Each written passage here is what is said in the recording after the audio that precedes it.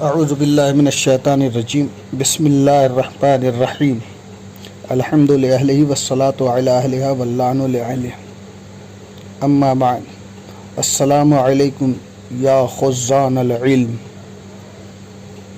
شمیم معرفت یعنی شرح زیارت جامع کبیرہ کے حوالے سے آج ہماری گفتگو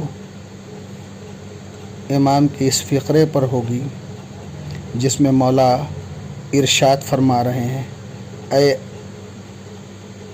اہل بیت، آپ ہی کلید بردار خزانہ علم الہی ہے۔ کلمہ خزان خزانہ سے ماخوذ ہے، جس کے معنی ہے مال یا جو کچھ خزانے میں ہے اس کی حفاظت کرنا۔ عموماً ہر چیز کی حفاظت پر اطلاق ہوتا ہے خزانہ کا۔ یہ بات ہر باشعور اور صاحب عقل جانتا ہے کہ خزانہ چونکہ قیمتی ہوتا ہے، لہذا ہر کس و ناکس کو اس کا ذمہ دار اور محافظ نہیں بنایا جا سکتا ہے، بلکہ خزانہ کسی امانت دار کے حوالے کیا جاتا ہے۔ دوسری بات، ہر وہ چیز جس کو علم کہا جا سکتا ہے وہ خزانہ ہے، اس کے محافظ اور اس کے نگہبان اہل بیت ہیں۔ امام محمد باقر علیہ السلام نے ارشاد فرمایا، مشرق و مغرب میں اگر کہیں کچھ بھی صحیح علم ملتا ہے تو وہ ہم اہل بیت سے حاصل کیا ہو گیا ہے۔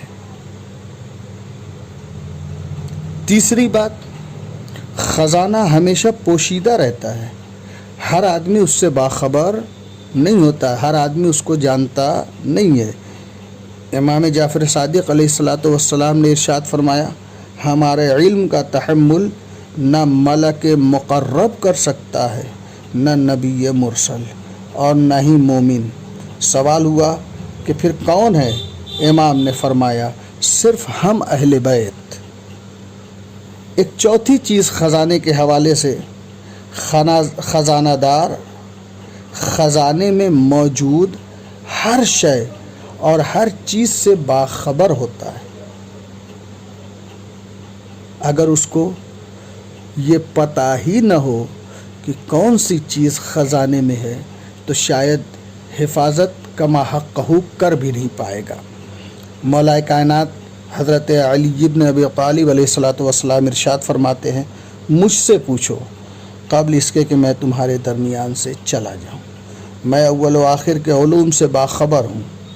اب سوال یہ پیدا ہوتا ہے کہ یہ علم اہل بیت کس نوعیت اور کس کیفیت کا ہے؟ اس سلسلے میں ہمیں علم کی مجموعی اور کلی طور پر ایک تقسیم بندی کرنی پڑے گی تاکہ ہم اجمالی طور پر ان علوم کی کیفیت اور اس کی نوعیت کو واضح کر سکیں۔ اس سلسلے میں علامہ سلطان الواعدین نے شبہائے پشاور میں علم کی دو قسم بیان کی ہے۔ ایک ذاتی ہے جس کا تعلق صرف ذات پروردگار سے ہے، کوئی اور اس میں شریک نہیں ہے۔ یہ علم بشری عقول سے بالا تر ہے، اس کا تصور بھی انسانی عقلوں سے پرے ہے اور فکر و خیال بشری میں سما نہیں سکتا ہے۔ دوسری قسم عارضی ہے جس کے دو شعبے ہیں، ایک وہ جو اسکولوں اور مدرسوں اور کالجوں میں اساتذہ کے سامنے زانوِ ادب طے کرنے کے بعد حاصل کرتا ہے انسان، اس کو علم اکتسابی کہتے ہیں۔ اس علم کا امتیاز یہ ہوتا ہے کہ وہ اتنا ہی آپ کے پاس ہوگا جتنی آپ اس کے حصول کی کوشش کریں گے۔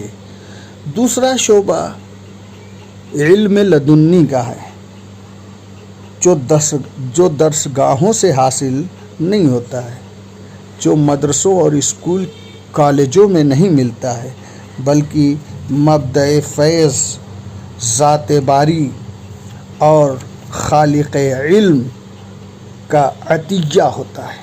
قرآن مجید میں ارشاد ہوتا ہے، وَعَلَّمْنَاهُ مِن لَدُنَّا عِلْمًا، خدا کی طرف سے انہیں علم عطا کیا گیا۔ علماء نے علم لدنی کے چند خصوصیات بیان کیے ہیں۔ پہلی خصوصیت یہ بیان کیا ہے کہ یہ علم عطیہ الہی ہوتا ہے جس کو طبعی وسائل سے حاصل نہیں کیا جا سکتا ہے۔ دوسری خصوصیت انسانی حواس اور انسانی فکر اس میں دخالت نہیں رکھتی ہیں۔ ایسا نہیں ہے کہ فکر انسانی اس میں دخیل ہو یا بشری حواس اس میں دخالت رکھتے ہوں۔ تیسری خصوصیت جو علماء نے بیان کیا ہے کہ شرعی ریاضت اور اخلاص عمل کے نتیجے میں جب انسان کا دل پاک و پاکیزہ ہو جاتا ہے تو اس وقت اللہ یہ علم لدنی انسان کے حوالے کرتا ہے، جیسا کہ بعض علماء اور فقہا کی زندگیوں میں ایسے غیر معمولی امور نظر آتے ہیں۔ چوتھی خصوصیت جو علماء نے بیان کیا ہے کہ یہ علم کتابوں اور درسگاہوں میں نہیں ملتا ہے بلکہ خالق کی بارگاہ سے ملتا ہے۔ علم لدنی میں متعلم و معلم کے درمیان کسی قسم کا واسطہ اور ذریعہ ہونا ضروری نہیں ہے۔ امام موسیٰ کاظم نے ارشاد فرمایا مبلغ علمنا علی ثلاثۃ وجوہ، علم ہم تک 3 طریقوں سے پہنچا، ماضٍ و غابر و حادث، گزشتہ، آئندہ اور حادث۔ اما الماضی فمفسر، علم گزشتہ ہمارے لیے تفسیر و تشریح شدہ ہے، مفسر۔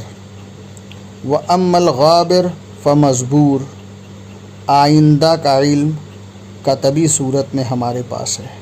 و اما الحادث فقذف فی القلوب، لیکن حادث وہ علم ہے جو دلوں پر القاء ہوتا ہے۔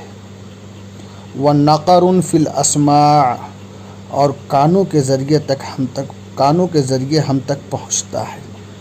ہوا افضل علمنا، یہ ہمارا افضل ترین علم ہے۔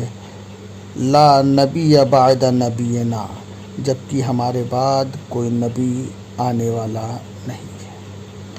امام جعفر صادق علیہ السلام سے جب آیہ کریمہ عندہ علم من الکتاب کے حوالے سے سوال ہوا تو آپ نے فرمایا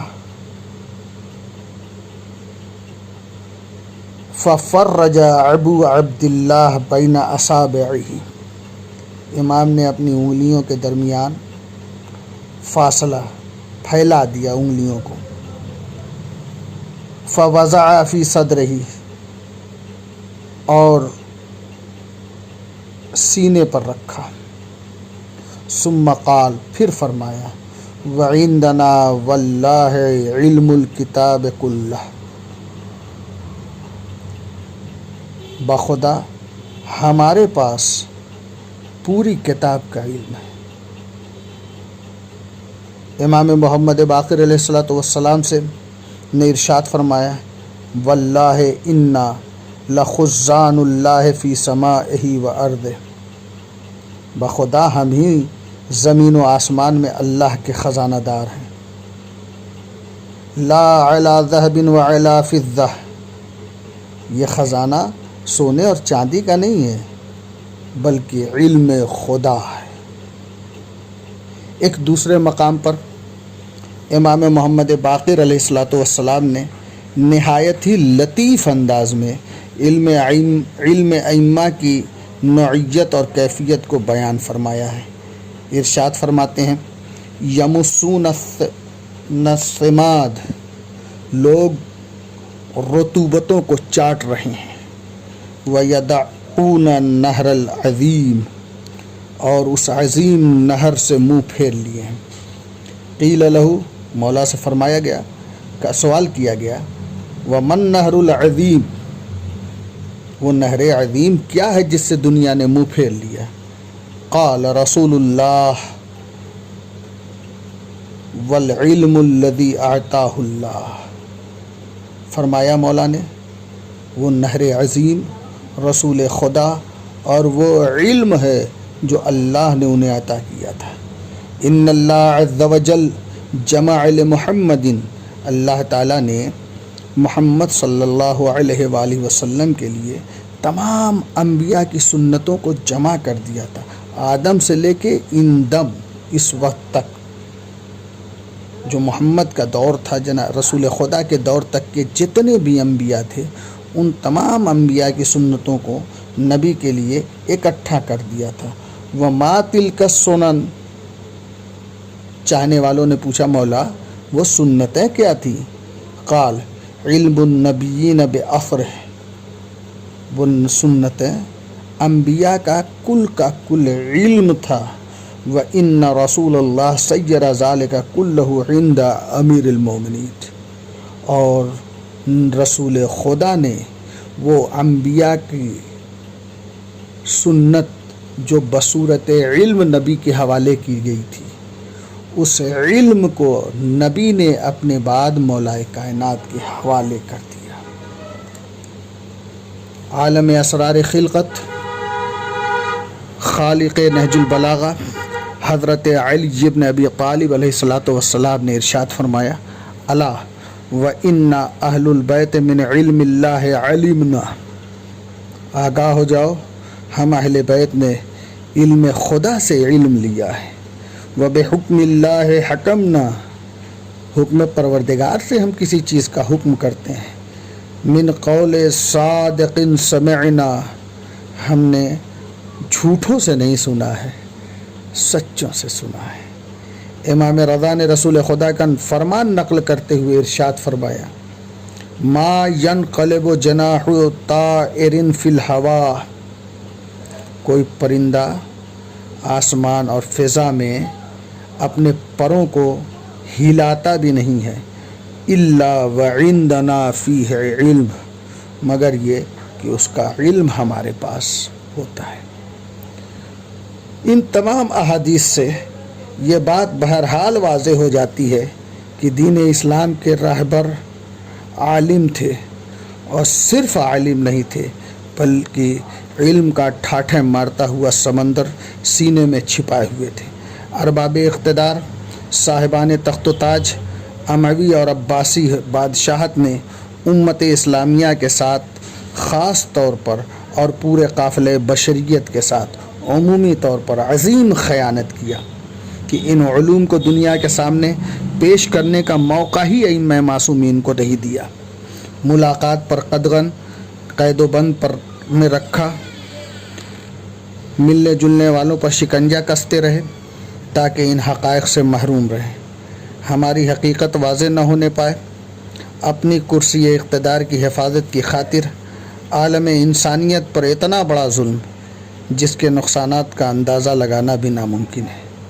وفات مرسل اعظم کے بعد سے تقریباً 250 سال تک جہل و جہالت کے رسیا نور علم کو بجھانے کی کوشش کرتے رہے، مگر ان تمام کوششوں کے باوجود اگر آپ ائمہ معصومین کی تاریخ اور حالات زندگی کا مطالعہ کریں تو اندازہ ہوگا کہ جتنے علوم و معارف ان تمام مشکلات کے باوجود ائمہ معصومین نے پہنچا دیا، اگر فرصت ساتھ دیتی، حالات سازگار ہوتے تو آج کائنات کا نقشہ ہی کچھ اور ہوتا۔ ہم شیعیان آل محمد کی ذمہ داری اور فریضہ ہے کہ ہم علوم و معارف دینی اور غیر دینی میں دوسروں سے ممتاز بنیں۔ ہم ان ائمہ کے ماننے والے ہیں جن کے در کی کنیز فضا 20 سال تک آیات قرآنی سے گفتگو کرتی ہے، اور ہم ہیں کہ صحیح سے قرآن بھی نہیں پڑھ پا رہے۔ کل کا شیعہ مکتب امام صادق سے فیضیاب ہو کر फादर ऑफ शीमी बन जाता था, हयात नजूम में यागाने रोज़गार होता था। और आज का शिया समाज इल्मी एतबार से हद दर्जा इन्हितात का शिकार है। यूरोप के मुफक्किरीन आज हमारे इमामों के बयान करदा उलूम के सहारे कायनात को ज़ेर नगी किए हैं, और हम हैं कि सिर्फ़ चंद दीनी मरासिम, वो भी बसा औकात नहायत मज़हका खेज़ हैं, इसी में गिरफ़्तार हैं। इमाम जाफ़र सादिक़ अलैहिस्सलातु वस्सलाम ने अपने दौर में जब ज़रा कुछ फुर्सत मिली तो पूरी एक यूनिवर्सिटी कायम कर दी, जहाँ दीनी और दुनियावी उलूम से सैराब होने वालों की भीड़ उमड़ पड़ी। इस बेसरो सामानी के दौर में इस बेसरो सामानी के दौर में 4000 अफराद की तालीम व तरबियत माना रखती है। वो जब हम देखते हैं कि इस यूनिवर्सिटी में पढ़ने वाले किसी एक सब्जेक्ट और मौजू में नहीं बल्कि मुतअद्दिद मौज़ूआत में मुकम्मल महारत रखते हैं, तो अक्ल हैरान हो जाती है। मगर चूँकि ये अइम्मा इल्म लदुन्नी के मालिक थे, इसलिए हैरत व इस्तेजाब के बादल छट जाते हैं। हमारा शिया समाज कहाँ जा रहा है, हमें सोचना चाहिए। मिंबर व मेहराब जो हमारी मुस्तहकम दरसगाह थी, उस पर भी आज चंद आलिम नुमा जाहिलों ने कब्ज़ा कर लिया है। वो मिंबर जहाँ से पहले ऐसे गुफ्तगू होती थी जिससे खुदा खुश हो, उस मिंबर को भी अवाम पसंदाना गुफ्तगू, बेबुनियाद रवायात, खिलाफ अक़्ल व सुन्नत मवाद के नशर व इशाअत का मरकज़ बना दिया गया, जिससे कौम में नूर इल्म की शुआएँ मध्यम पड़ती जा रही हैं और जहालत की तारीकी बढ़ती जा रही है। खुदाया हमारे शिया समाज को नूर इल्म व अमल से आरास्ता होने की तौफ़ीक़ करामत फरमा। व आखिर दावाना अनिल हम्दुलिल्लाहि रब्बिल आलमीन।